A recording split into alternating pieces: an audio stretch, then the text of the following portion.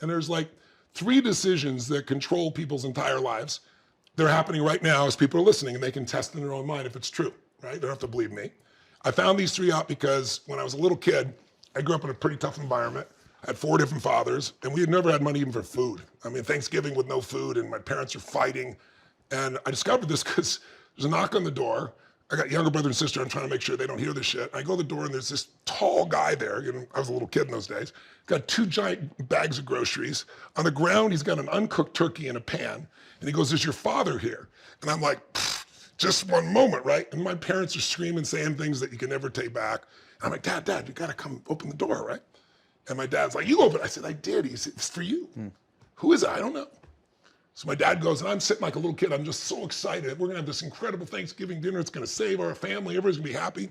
My dad was not happy when they opened the door. He looked at this guy with the groceries. Before the guy said a word, he said, "We don't accept charity," and went and slammed the door. And the guy's foot had been there. He wasn't trying to. It just bounced off his foot, which made my dad even more pissed. And he goes, Sir, I'm just the delivery guy." He said, "You know, someone knows you're having a tough time. Everybody has tough times and they want you to have a great Thanksgiving. I'm just delivery." And my father said, "We don't accept charity." And at this point, the guy had leaned in a little bit, so it hit his shoulder and his foot and bounced out again. So now my dad's getting more mad. And then the guy, who's a ballsy guy, even as a kid, I could see it. He saw me standing there, probably saw it was on my face, and he goes, "Sir, please don't make your family suffer because of your ego."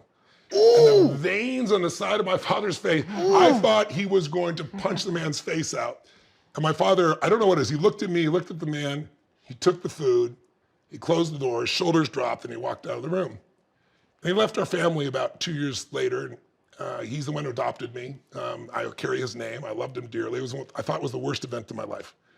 But about, I don't know, a year and a half later, I'm like, kept thinking, like, what made this happen? And it served me because I've used this same set of understandings I'm sharing. Like when 9/11 happened, and I got 2,000 people from 50 different countries, and people are freaking out, you know, when it was happening. And what I figured out was there's these 3 decisions. Most decisions are made unconsciously. And like 48% of what we do, depending on which doctor you read, is about habit. What's great about habit is you don't have to think. What's bad about habit is you don't change, right? And so most people make these decisions unconsciously. But what are they? 1, you decide every moment of your life, you're making a decision consciously or unconsciously what to focus on. So if you focus on the worst scenario, of course, you're gonna feel sick to your stomach, right? And then you find out it's not true and you're fine, right? Focus equals feeling. But there's patterns of focus. So if I asked your audience right now, or all you guys, what do you think most people focus on more? What they have or what's missing? The latter.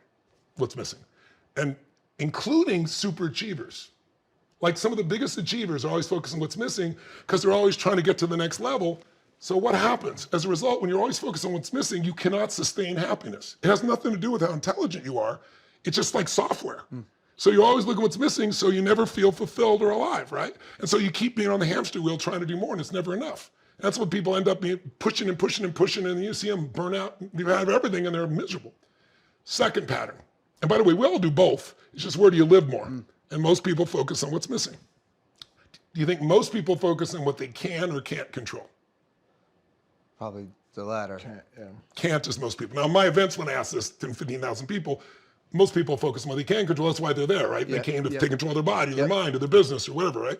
But for the average population, and during COVID, there's so much you can't control. It's easy to be focused on what you can't control, right? So what do you think happens to somebody who's constantly focusing on what's missing and constantly focusing on what they can't control? They're gonna be pissed or angry, or overwhelmed, or stressed, or depressed. Then add the third one, and I gave you a dozen, we'll just do 3.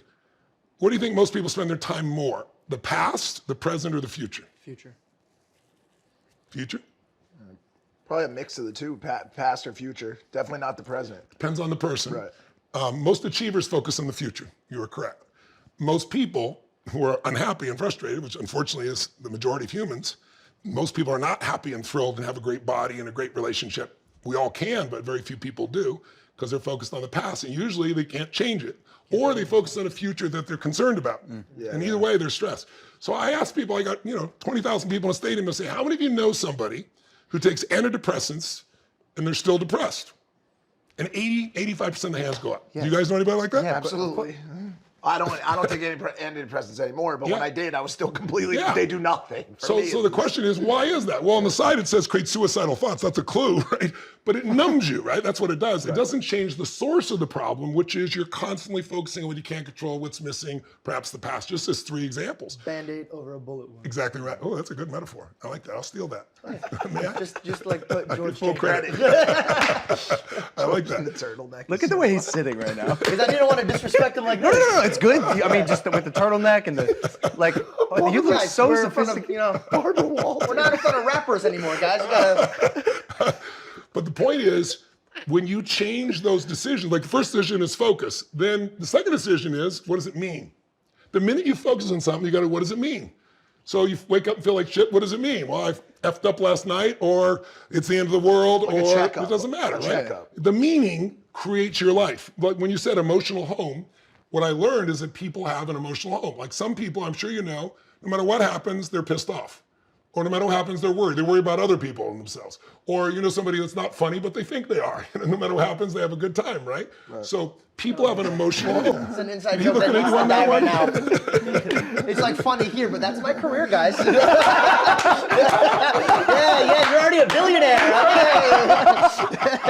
I'm gonna go crawl up this little slide. We have a jetpack for you. I believe you. But my point is, like, if you think, you know, God is punishing you, that's why this is happening, which some people do, or God is challenging me, or is this a gift from God, this problem? Or has it got nothing to do with God? I'm just a lazy bitch, you know, I'm not doing anything, right? Or is somebody dissing me?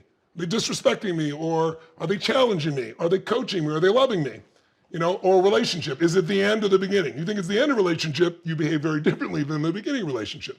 So the meanings we select change how we feel instantly. And because we have habits of meanings, people have habits of emotion where they kind of live. So you see people in some part of the country and you feel for them, like they come by and a cyclone destroys their home or a flood or whatever. And then you see them picking up what's left of their life and you pray for them, you care for them.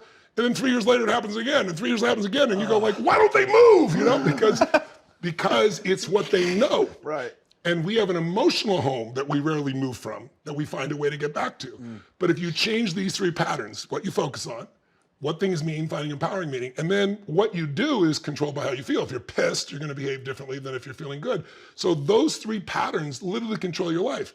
Most people, those patterns are unconscious, so they keep experiencing life the same way. How do they make it a conscious action for people watching this? When they wake up tomorrow, what's the first action they could do tomorrow morning, 8 a.m. to start renovating their emotional home? The first thing they should do is change their physiology. Because before you try to take care of your mind, you take care of your body.